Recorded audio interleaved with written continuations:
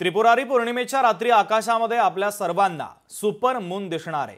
तर पंजाबकर्ते खगोल अभ्यासक दाक्रू सोमण यांनी या संदर्भात माहिती दिली।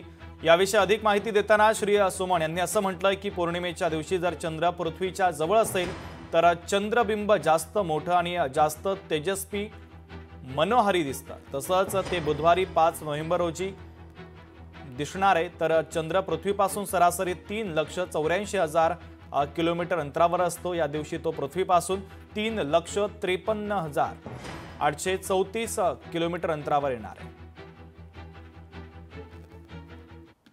सुपरमून म्हणजे काय?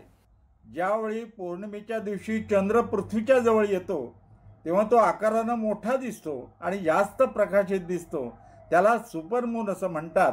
आज चंद्र पृथ्वीपासून 3,56,800 किलोमीटर अंतरावरती इतका जवळ येणार आहे।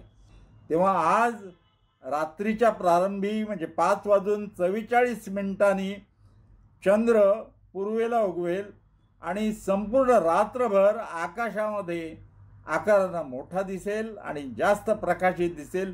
सुपरमूनचं दर्शन घ्यायला विसरू नका।